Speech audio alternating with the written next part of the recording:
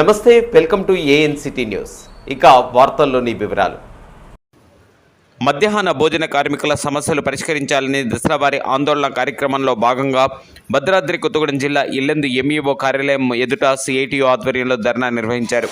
మధ్యాహ్న భోజన కార్మికులకు పెండింగ్లో ఉన్న బిల్లులు, వేతనాలు ఇవ్వాలని, పెరిగిన ధరలకు అనుగుణంగా మెనూ ఛార్జీలు పెంచాలని, పెండింగ్లో ఉన్న కోడిగుడ్ల బిల్లులు ఇవ్వాలని, అంగన్వాడీ కేంద్రాలకు సరఫరా చేస్తున్నట్లుగా గుడ్లు సరఫరా చేయాలని, లేని పక్షంలో పిల్లలకు గుడ్లు పెట్టడం డిసెంబర్ 1వ తేదీ నుండి మానేస్తామని పేర్కొన్నారు.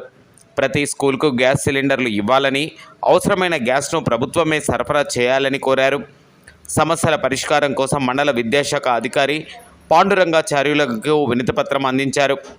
వారు స్పందిస్తూ కోడిగుడ్ల బిల్లును, మెనూ ఛార్జీలకు సంబంధించిన ప్రభుత్వానికి వినతులు పంపుతామని హామీ ఇచ్చారు. వినతిపత్రం ఇచ్చిన బృందంలో మధ్యాహ్న భోజన పథకం భద్రాద్రి ప్రధాన కార్యదర్శి సుల్తానా, సిఐటియు జిల్లా నేతలు అబ్దుల్ నబీ, తాళ్ళూరి కృష్ణ, సంఘం మండల కార్యదర్శి కుమారి, మధ్యాహ్న భోజన కార్మికులు బుర్రి పద్మ, రాణి, జయ, కౌసల్య, రాములమ్మ, పద్మ, స్వరూప, సరస్వతి, లచ్చమ్మ, లీలా, సుజాత తదితరులు పాల్గొన్నారు. వెంటనే కిందికే రావాలి, ఎంఈఓ గారి వెంటనే కిందికే, ఎంఈఓ గారి వెంటనే కిందికే, ఎంఈఓ గారి వెంటనే కిందికే, ఎంఈఓ గారి వెంటనే కిందికే.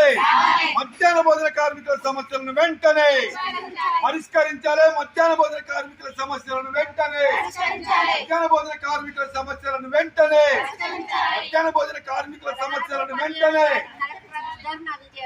జయప్రదం చేయండి. కలెక్టర్ ఆఫీస్ ధర్నాను 48 గంటల కలెక్టర్ ఆఫీస్ ధర్నాను, 48 గంటల కలెక్టర్ ఆఫీస్ ధర్నాను, 48 గంటల కలెక్టర్ ఆఫీస్ ధర్నాను పరిష్కరించాలి. మధ్యాహ్న భోజన కార్మికుల సమస్యలను వెంటనే, మధ్యాహ్న భోజన కార్మికుల సమస్యలను వెంటనే జయప్రదం చేయండి. 48 గంటల కలెక్టర్ ఆఫీస్ ధర్నాను, 48 గంటల కలెక్టర్ ఆఫీస్ ధర్నాను, 48 గంటల కలెక్టర్ ఆఫీస్ ధర్నాను, 48 గంటల కలెక్టర్ ఆఫీస్ ధర్నాను, 48 గంటల కలెక్టర్ ఆఫీస్ ధర్నాను. సిఐటియు ప్రోగ్రామ్ పెట్టిండ్రు మొత్తం దేశవ్యాప్తంగా. కాబట్టి ఇవన్నీ మేము స్టేట్ వైడ్గా చేసుకుంటూ వస్తున్నాం, జిల్లాల వారిగా చేస్తున్నాం. ఈ లెటర్ డిఓ గారు ఇప్పుడు ఇస్తాం. 16, 17 తారీఖులో 48 గంటలు నిర్వధిక సమ్మె కలెక్టరేట్ ఆఫీస్ ముందు ఉంటుంది. ఆ 2 రోజులు వంటలు చేయము, పిల్లలకు బాక్సులు తెచ్చుకోమని చెప్పండి. మా వాళ్ళందరూ అక్కడ శిబిరంలో ఉంటారు కాబట్టి ఆ 2 రోజులు మీరు సహకరించమని మీ సార్లకు, మీ హెచ్ఎంలకు చెప్పాలి. అది విషయం. తర్వాత వీళ్ళని మాత్రం మాకు సమ్మె టైంలో గవర్నమెంట్ వచ్చే ముందు ఏం చెప్పిందంటే 10,000 జీతం ఇస్తానని, వచ్చి 11 నెలలు అయింది, 10,000 లేదు. రావాల్సిన జీతాలే సరిగ్గా రావట్లేదు. ఆయన ఇచ్చే 10,000 ఏమో కానీ మాకు వచ్చే 3,000 అవి చక్కగా రావట్లేదు, ఏం లేదు. వీళ్ళకు ఈ గవర్నమెంట్ ఇంతకుముందు మనం వంట పెట్టినప్పుడు ఎస్సీ, బీసీ, ఎస్టీ పిల్లలని పెట్టలేదు, అందరికీ ఒక్కటే అని పెట్టినాం. వీళ్ళు వచ్చి ఎస్సీ, బీసీ, ఎస్టీ బిల్లులు అనే కల్లా ఎస్సీ బిల్లు ఒకసారి, ఎస్టీ బిల్లు ఒకసారి, బీసీ ఒకసారి, గుడ్లు ఒకసారి, 1000 రూపాయల జీతం ఒకసారి, 2,000 జీతం ఒకసారి పెడితే అసలు ఏది ఏంది అన్నది కన్ఫ్యూజ్ అయిపోతాను వీళ్ళు. ఇవన్నీ మీకు సాధ్యమైనంత మటుకు దీంట్లో మీరు పరిష్కరించాలి. మీ వల్ల కానీ పై వాళ్ళకు రాసి పంపాలి.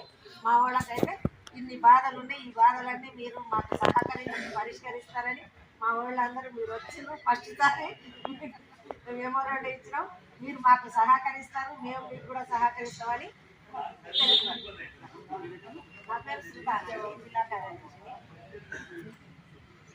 విటమిన్స్ జిల్లా కార్యదర్శి, విటమిన్స్ మండల కార్యదర్శి.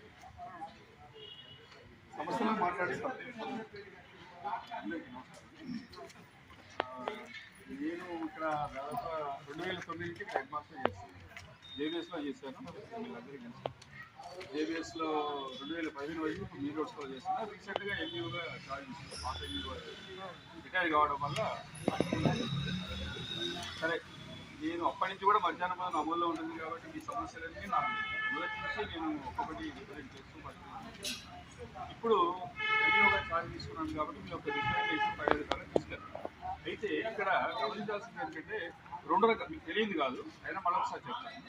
ఇప్పుడు 2 రకాల ఫండ్స్ ఉంటాయి. 6th నుంచి 8th వరకు ఒక ఫండ్, 9th 10th ఒక ఫండ్. అంటే స్టేట్ గవర్నమెంట్, సెంట్రల్ గవర్నమెంట్ అని రెండు, అంటే ఒకే గవర్నమెంట్ పరిధిలో ఉంటే ఒకేసారి బిల్లులు పడతాయి. కానీ ఇవి ఎట్లుంటాయంటే స్టేట్ నుంచి వచ్చే ఫండ్ కొంత, అంటే 60% ఒకటి, 40% ఒకటి ఇస్తుంది.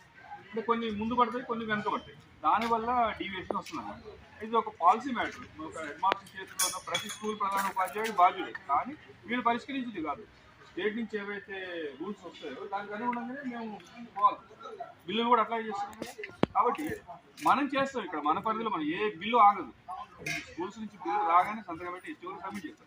కానీ ప్రభుత్వ పరంగా వచ్చేటంటే ఎస్టీఓలు ఆగుతాయి.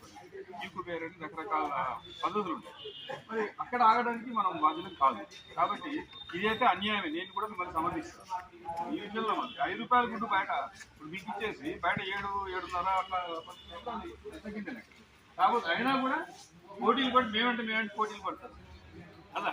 ఎందుకంటే మాసికి కల్పిస్తుంది ఒక అవకాశము, రేపేమైనా పర్మనెంట్ అవుతుంది అన్నటువంటి ఒక ఆశ, ఇట్లాంటి రకరకాల కారణాలతో పోటీ పడి అంటే మీ డిమాండ్స్ అన్ని సమంజసమే. ఇవన్నీ కూడా ప్రభుత్వం తీసుకెళ్తాం. నేను డిఓ కూడా నేను వాట్సాప్ చేస్తాను. మీ పరంగా కూడా మీరు రిప్లై చేయండి. కాకపోతే ఏదైనా ఫుడ్ పనిచేసే ముందు ఇన్ఫర్మేషన్ ఇవ్వండి. సరే ఇప్పుడు చెప్పినా నాకు గుర్తుండకపోతుంది. ఎవరికి వాళ్ళు స్కూళ్ళలో ఇన్ఫర్మేషన్ అండి, ఏ రోజు బంద్ పెడతారో ఇన్ఫర్మేషన్ ఇవ్వండి.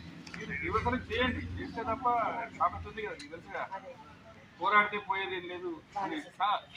కాబట్టి మా మద్దతు మీకు ఎప్పుడూ ఉంటుంది. అంటే మీరు ఇచ్చినటువంటి రిప్రజెంట్ మీ ప్రభుత్వ ప్రజలే మీతో పాటు మీకు పోరాడాలి ఎక్కువ. కానీ మీ రిప్రజెంటేషన్ మేము అందించాలి కదా, అది తప్పనిసరి. మన పరిధిలో ఉన్నాయి మాత్రం మనం చేయగలం. కానీ వార్తలు ఇంతటితో సమాప్తం. తిరిగి ప్రసారమయ్యే ANCT న్యూస్లో మళ్ళీ కలుసుకుందాం. అంతవరకు సెలవు. నమస్కారం.